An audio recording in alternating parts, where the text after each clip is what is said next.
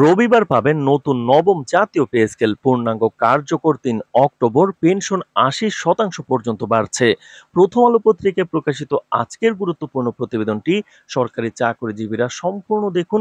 ভিডিওর শুরুতেই চ্যানেলটি সাবস্ক্রাইব করে ভিডিওটি কন্টিনিউ করুন, পরবর্তীতে এই ধরনের গুরুত্বপূর্ণ আপডেট যাতে আপনার মিস না হয়ে যায়। তো দর্শক, সরকারি চাকরিজীবীদের স্বপ্ন পূরণে একটি যুগান্তকারী সিদ্ধান্ত নেওয়ার পথে সরকার। সরকারি পে সিস্টেমের সর্ববৃহৎ সংস্কার হিসেবে পরিচিত নবম জাতীয় পে স্কেল আগামী রবিবার চূড়ান্তভাবে ঘোষণা করে ৩ অক্টোবর থেকে পূর্ণাঙ্গভাবে কার্যকর করার নির্দেশনা চূড়ান্ত পর্যায়ে পৌঁছেছে বলে সরকারি সূত্র ভিত্তিক তথ্য পাওয়া গেছে। দীর্ঘদিন ধরে আলোচিত এই পে স্কেল বাস্তবায়ন নানা রাজনৈতিক ও প্রশাসনিক জটিলতার কারণে বারবার বিলম্বিত হওয়া সত্ত্বেও এবার প্রস্তুতির পর সরকার আনুষ্ঠানিক ঘোষণার পথে। তো দর্শক, পে কমিশনের চেয়ারম্যান জনাব জাকির আহমেদ খান প্রধান উপদেষ্টার নিকট একটি আনুষ্ঠানিক চিঠি প্রেরণ করেছেন এবং রবিবারের বৈঠকে প্রধান উপদেষ্টা নিজে উপস্থিত থেকে চূড়ান্ত সিদ্ধান্ত গ্রহণের জন্য আহ্বান জানানো হয়েছে। একই সাথে সরকারি পর্যায় থেকে গ্যাজেট প্রকাশের জন্য সকল আইনি ও প্রশাসনিক প্রক্রিয়া সম্পন্ন করার নির্দেশও রাখা হয়েছে। সূত্রগুলি জানাচ্ছে, বাস্তবায়নের সঙ্গে সম্মিলিতভাবে কর্মচারীদের জন্য একটি স্বচ্ছ ও ইনসাফ ভিত্তিক আশ্বাস থাকবে, যাতে ভবিষ্যতে কোনো গ্রেড বা বিভাগের বিরুদ্ধে বৈষম্য না থাকে। সম্ভাব্য পরিবর্তনগুলোর মধ্যে বিশেষভাবে উল্লেখযোগ্য যে, যারা ইতিমধ্যে অবসর গ্রহণ করেছেন বা ভবিষ্যতে অবসর গ্রহণ করবেন, তাদের পেনশন ভাতা পুনর্গঠন করে সর্বোচ্চ ৮০% পর্যন্ত বৃদ্ধি করা হবে। যারা আগে ৫০% পেনশন ভাতা পেতেন, তারা এই সংক্রান্ত সমন্বয়ের আওতায় আনা হবে এবং প্রত্যাশা করা হচ্ছে সংশ্লিষ্ট আর্থিক, বেতন কাঠামো ও বরাদ্দের মাধ্যমে এই অর্থ পরবর্তী মাসগুলোতে প্রদান করা হবে। তো দর্শক, ভিডিওটির এই মুহূর্ত পর্যন্ত এসে এখন পর্যন্ত যারা চ্যানেলটি সাবস্ক্রাইব করেননি, পরবর্তী আপডেট পেতে চ্যানেলটি সাবস্ক্রাইব করে ভিডিওটি কন্টিনিউ করুন। তো দর্শক, একই সাথে চাকরিজীবীদের স্ত্রী বা স্বামীর মৃত্যু ইত্যাদি বিশেষ কেসে বিধিগত সুবিধা নিশ্চিত করার ব্যবস্থাও রাখা হবে বলে জানা গেছে।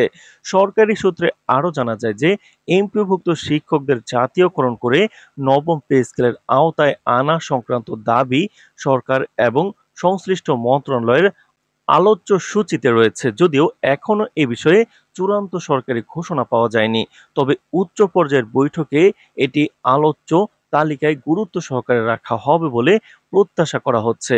আমাদের কাছে পাওয়া সম্ভাব্য বেতন কাঠামোর খসড়ায় ১২টি গ্রেডের আদ্যপান্ত খরচ ও সুবিধা সম্বলিত পরিসংখ্যান রয়েছে। এতে প্রতীয়মান হচ্ছে যে, ১২ গ্রেডে মাসিক বেতন ধরা হয়েছে ৩৩,০০০ টাকা, ১১তম গ্রেডে ৩৮,০০০ টাকা, ১০তম গ্রেডে ৪৪,০০০ টাকা, নবম গ্রেডে ৪৮, অষ্টম গ্রেডে ৫৮,০০০ টাকা, সপ্তম গ্রেডে ৬০,০০০ টাকা, আর ৬তম গ্রেডে ৬৫,০০০ টাকা।